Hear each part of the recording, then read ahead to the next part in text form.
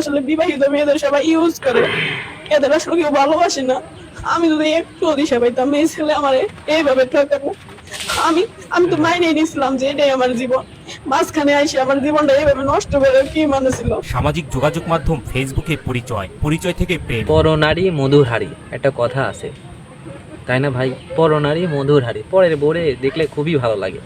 এই আমি একটা ছেলে মানুষ, আমার বউ আছে, বাচ্চা নাই, কিন্তু মেয়ে দেখলেই আমার হয় না কিছু। আমি আমার বউয়ের জন্য যথেষ্ট পরিমাণে লয়াল, আমি বউকে প্রচণ্ড ভালোবাসি। কিন্তু আমার মতো আমি বাদে আরও যেসব পুরুষগুলো আছে তারা কি সবাই লয়াল? পরে বউ দেখলে ঠিকই এমন কেমন করে। পরে বউ না, মেয়ে মানুষ দেখলে পুরুষ মানুষের, প্রতিটা পুরুষ মানুষেরই একটু কেমন কেমন হয়।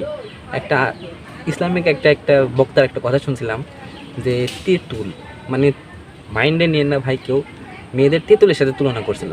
তেঁতুল যখন খোলা রাখে তখন কিন্তু সবার জিভে জল আসে, ঠিক মায়া মানুষ যখন খোলা থাকে, শুধু খোলা না, পরের বউ এমনি তেঁতুলের মতো লাগে।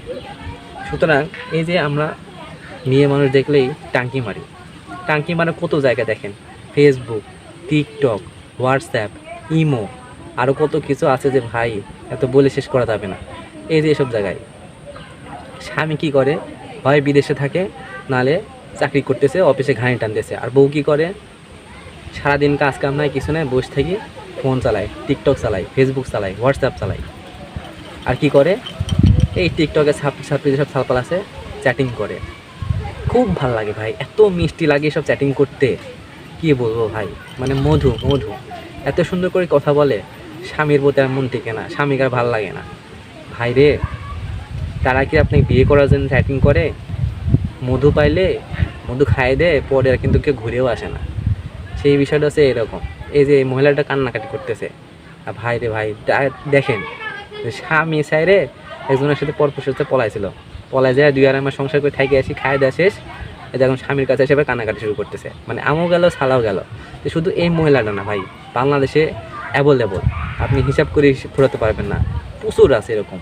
একটা নয়, দুইটা নয়, প্রতিদিন এরকম ঘটনা ঘটতেছে। হয় টিকটকের পরিচয়, নাহলে হোয়াটসঅ্যাপের পরিচয়, নাহলে ইমোতে পরিচয়, কথা বলতেছে, চ্যাটিং করতেছে। স্বামী যায় দিকে পরের বার যায় খাটতেছে, আর বউ ধরে যায় সারাদিন চ্যাটিং করতে করতে তার প্রতি একটা সময় ফিলিংস চলে আসে, মহব্বত চলে আসে, টান চলে আসে। সেই টানে নিজের বাল বাচ্চা স্বামী সেরি দেয় দৌড়। আর এমন দৌড় দেয়, স্বামীর কথা মনে থাকে না, ছাওয়ালের কথা মনে থাকে না, যা হাত ধরে 2-4 মাস থেকে আসে। তারপরে কি হয়, স্বামীর পায়ের নিচে এসে কান্নাকাটি শুরু করে, ওগো স্বামী মোর ভুল হয়েছে, আমারে আবার লেও। ভাই রে ভাই, এত সস্তা, এতই সস্তা, মেয়ে মানুষ এত সস্তা। বিবাহিত মানুষে কেউ বিয়ে করতে চায় না, খাইতে চায়, যেটা সত্যি কথা, শুনতে খারাপ লাগবে ভাই, খাইতে চাই, কেউ বিয়ে করতে চায় না। আপনি গেছেন 2 দিন, এরকম আপনি না, এই যে মহিলাটা এরকম মহিলা নাই, হাজার হাজার এরকম মহিলা আছে, ছাল পাল ছেড়ে গিয়েছে, যা 2-4 মাস থাকছে, থাকে আবার ঠিকই স্বামীর কাছে চলে আসা লাগছে। কিন্তু সেই স্বামীকে আর নিবে, কোন বিশ্বাসে নিবে? বাংলাদেশে এরকম অহরহ ঘটছে, শুধু বাংলাদেশে না, যে সোশ্যাল মিডিয়া আসার পর থেকে এরকম অহরহ ঘটনা ঘটতেছে। মেয়ে মানুষ হচ্ছে মায়ার জাত, মায়ের জাত, মায়ার জাত, মানে এত মায়া এদের। এদের যখন সময় কাটে না, এদের সাথে যখন কেউ কথা বলতে চাই, এরা একদম মানে মন খুলে তার সাথে কথা বলে, আর এত ভালো লাগে কথা বলতে। পরপুরুষের সাথে কথা বলতে বলতে একটা সময় এদের এরকম পাগল হয়ে যায়। কিন্তু ভাই, একটা জিনিস সবসময় মাথায় রাখা উচিত, যে একটা মেয়ের স্বামী ছাড়া কোনো গতি নেই। আপনি পরপুরুষের সাথে হাত ধরে চলে যাচ্ছেন, সে আপনাকে ঠিকই 2 মাস পর আবার খায় দায় শেষ করে থেকে আবার চুপ হয়ে যাচ্ছে। আপনি বাপ মায়ের বাড়িতে যান রাগ করে, আপনি আমার ভাইয়ের বাড়িতে যান রাগ করে, 2 মাস থাকেন, থাকে দেখে আসেন কী অবস্থা হয়। আপনার ভাই আর ভাইয়ের মতো থাকবে না, আপনার বাপ আর আপনার বাপের মতো থাকবে না, ঘুরে আবার ঠিকই স্বামীর কাছে আসা লাগবে।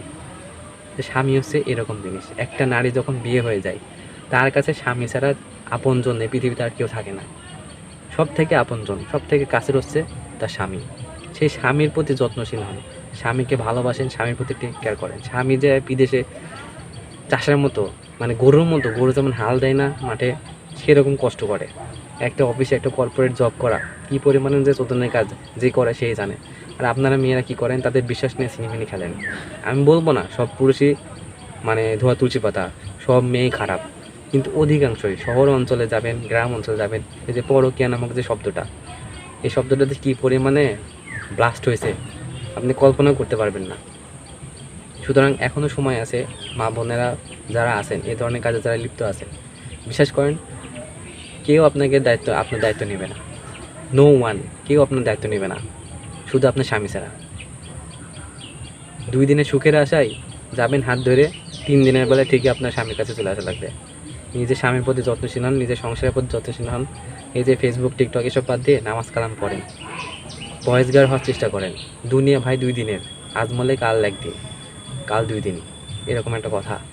সুতরাং এখনও সময় আছে, খারাপ পথ থেকে ভালো পথে চলে আসেন। আর এই যে যেসব ছেলেরা এই যে যেসব কাজ করে, ভাই তোদের কোনো কাজ কাম তো নাই, তোদের বলেও কোনো লাভ নাই। এককালে আমরা এরকম করছি, মেয়েদের পিছন পিছন করছি, কিন্তু এত খারাপ পর্যন্ত, এত মানে পড়ায় পড়ে যে পরে বউকে নিয়ে যাব এই পর্যন্ত যায় নাই ভাই, এত খারাপ পর্যন্ত যায় নাই। কিন্তু এখন যুগ জামানা হচ্ছে এরকম, যুগ জামানায় খারাপ। বিবাহিত মেয়েদের যে স্বামী বিদেশ চলে যায়, আর এই যে ছুটকি চাটকা টাঙ্কি নেশাগর গাঁজা করে সব ছেলে পেলে থাকে, এদের কাজই হচ্ছে ভাবি পটানো। কী করে পটানো যায়, কী করে তার সাথে থাকা যায়। বাংলাদেশে যে প্রবাসীরা বিদেশে যায়, কত কষ্ট করে কাজ করে ভাই, আপনি কল্পনা করতে পারবেন না। কিন্তু অধিকাংশ মানুষের বউ দেখবেন যে কারোর সাথে লটপট করতেছে, পালাই গেছে। সেই মানুষটা ওখানে যে কীভাবে সাফার করে সেই মাত্র ভালো জানে। এইগুলো আসলে বলে লাভ নাই, তারপরে বলা উচিত। নিজেরা আপনাদের সচেতন করার জন্য বললাম। এখন আপনারা শুনলে শুনবেন, না শুনলে না শুনবেন। ভালো থাকবেন।